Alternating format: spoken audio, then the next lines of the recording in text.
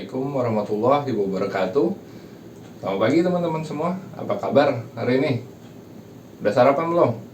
Ya seenggaknya ngopi lah ya, biar tetap semangat ngikutin perkuliahan pagi ini hingga selesai nanti. Ya sepertinya kita udah pada kenal ya. Semester lalu udah pernah ketemu dengan saya. Tapi nggak apa-apa deh, saya perkenalkan ulang diri saya. Siapa tahu ada yang udah lupa ya. Oke, nama saya Wirawan Adi Pradana ya. Semester ini saya mengajar salah satunya mata kuliah metode numerik ini. Ya, bersama saya ada Pak Antonius Hamdadi sebagai rekan saya atau tim teaching mata kuliah metode numerik ini. Oke, sebelum kita masuk ke menu utama hari ini, yaitu menjelaskan selama satu semester ini kita bakal ngapain aja, bakal mempelajari apa aja, gimana sistem perkuliahannya, penilaiannya, dan sebagainya. Saya mau tanya dulu nih pada teman-teman semua. Semua masih bisa akses internet kan ya? Internetnya ada yang kesulitan, ada yang sinyalnya susah di rumahnya. Gimana? Oke, saya anggap oke semua ya. Kalau nggak ada itu, nanti saya akan jelasin masalah itu ya. Oke, pertama, tadi kenapa saya nanyain masalah internet ya? Walaupun kita udah tahu sekarang kita udah diperbolehin tatap muka, dan mudah-mudahan kayak gini terus ya, pandemi cepat berakhir ya. Saya ingin sistem LMS Unsri, atau yang kita lebih kenal dengan nama e-learning Unsri, tetap hidup. Oleh karena itu saya ingin teman-teman semua tetap aktif di e-learning ya. Makanya pertama tadi saya nanya ini masalah internet pada teman-teman semua. Nah, kenapa kita masih harus aktif di e-learning? Ya paling gampangnya melalui e-learning, teman-teman bisa download materi atau bahan ajar saya secara berkala kan, tiap minggunya, kayak yang kemarin-kemarin. Karena cara seperti ini menurut saya cukup efektif ya, biar teman-teman bisa pelajari dulu apa-apa aja yang akan kita bahas di pertemuan selanjutnya ya. Jadi udah ada pengetahuan dasarnya dulu gitu sebelum nanti kita mendalami materinya selama perkuliahan. Nah, bisa juga tugas-tugas nih, misal dikumpul via e-learning, atau misal ada kuis gitu ya, bisa dari e-learning juga. Nah, termasuk teman-teman yang udah enroll di e-learning semester ini harusnya udah bisa akses ke e-learning mata kuliah metode numerik. Ya, teman-teman bisa lihat di situ, bisa download materi saya gitu ya. Kalau ada yang belum enroll ya silahkan enroll, sekarang juga bisa kok ya.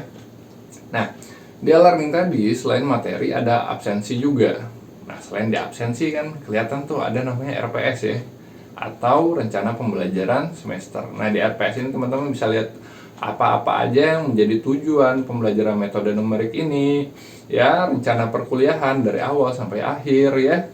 Nah, jadi nanti lihat lagi ya di e-learningnya, lihat RPS-nya ya, gunanya buat apa? Ya biar teman-teman tiap minggu udah ada gambaran. Karena di RPS sudah lengkap di situ ya, apa-apa aja yang harus kita pelajari pada minggu-minggu, pada tiap-tiap minggunya gitu. Mengenai RPS ya, ini di situ ada salah satunya mengenai capaian pembelajaran mata kuliah, dimana harapan saya setelah teman-teman selesai mempelajari mata kuliah metode numerik ini, teman-teman diharapkan ya bisa dilihat ada 1, 2, 3 poin di situ ya. Nah, bisa dilihat di samping juga.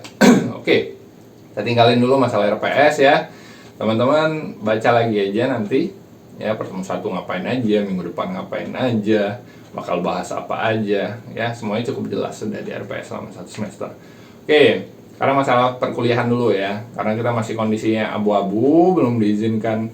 Walaupun udah diizinkan untuk tatap muka, tapi kita belum bisa jamin seterusnya bakal bisa terus-terusan tatap muka langsung. Oleh karena itu dari awal sekarang ya, saya pengennya kuliah tuh fleksibel aja, dalam artian kita bisa kuliah di mana aja ya. Kalau memungkinkan untuk tatap muka, ayo kita tatap muka. Kalau nggak mungkin kan ada kondisi tertentu masih terus harus kuliah via online ya, kayak kemarin kita pakai Google Meet. Nah, di situ juga ya nanti kita atur lagi lah masalah ini. Yang penting saya pengennya kelas tuh tetap kuliahnya fleksibel lah, kurang lebih kayak gitu. Bisa di mana aja. Nah, tadi juga udah disinggung ya, tiap minggu harus aktif, cek e-learningnya. Teman-teman juga saya minta bisa aktif mencari bahan-bahan ajar atau referensi lain juga. Nggak cukup materi dari saya aja ya. Banyak informasi di internet yang teman-teman bisa cari secara gratis. atau harapan saya ya minimal mungkin cek e-learning, lihat materi saya, baca dulu lah materi saya paling enggak kayak gitu ya.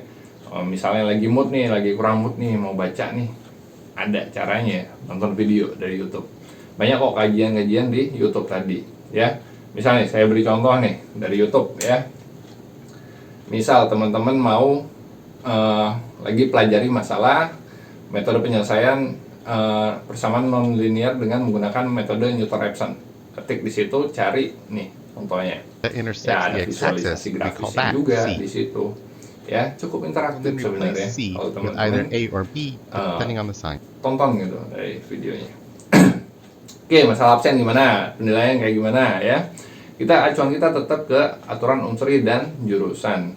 Ya, absensi minimal 85%. Kalau emang lagi sakit, ada kegiatan lain mewakili unsuri, misalnya ada anak-anak robot nih, ya biasanya banyak lomba-lomba gitu, ya udah lampirin aja surat dispensasinya, ya fotoin aja, kirim ke WA ke saya, dan ya.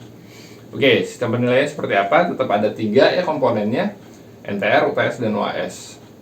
Ya, NTR saya ambil dari tugas-tugas, keaktifan, dan sebagainya. UTS biasanya untuk mata kuliah ini saya alihin biasanya UTS jadi tugas kelompok ya, nanti bikin resume ya, nanti dipresentasiin, nah itu nanti ada penggantinya.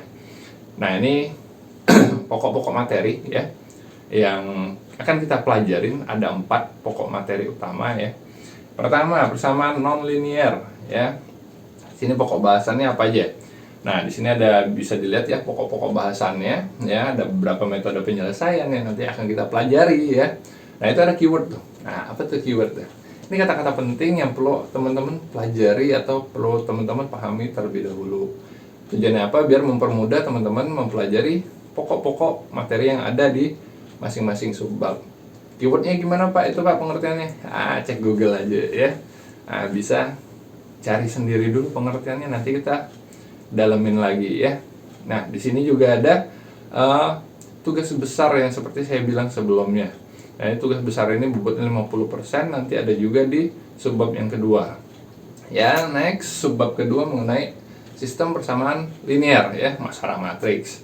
Udah pernah lah ya, SMA dulu, di mata kuliah lain juga ada rasanya, harusnya nggak terlalu sulit ya. Nah, nanti tapi tantangannya metodenya banyak nanti ya. Nggak apa-apa, kita pelajari satu persatu nanti. Sini ada keywordnya juga ya, googling lagi keywordnya apa-apa aja nanti, oke? Nah, di subbab kedua ini juga ada tugas besar seperti yang pertama tadi, bobotnya sama 50% juga. Jadi kalau yang tugas besar pertama sama yang kedua oke semua, udah 100 tuh nilainya, oke, next ada subbab yang ketiga, bahas masalah regresi ya, keywordnya ada, cek lagi Google, oke. Subbab yang keempat, bahasnya masalah interpolasi ya, ada keywordnya juga, cek Google lagi, oke. Nah, 2 subbab terakhir ini nggak ada tugas besar ya, yang masa gantiin UTS ya enggak ya, tapi ini kelanjutan ya sebenarnya mata kuliah probabilitas statistik kemarin, masih nyambung sebenarnya, masalah data lagi ya. Oke, menurut saya penjelasan saya buat pembukaan ini sekian dulu ya. Ada yang mau ditanyain? Si connect semua ya, connect internetnya si connect ya, connect juga ya saya masih ya.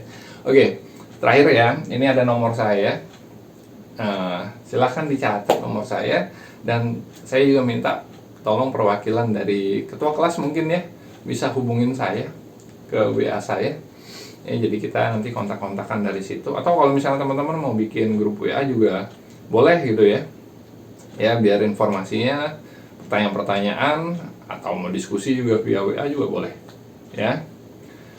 Oke, ada yang mau ditanyain lagi? Oke, kalau nggak ada, minggu depan kita siapkan untuk pendalaman materi ya, pembahasan materi yang pertama. Untuk minggu ini saya ucapkan sekian dulu. Wassalamualaikum warahmatullahi wabarakatuh.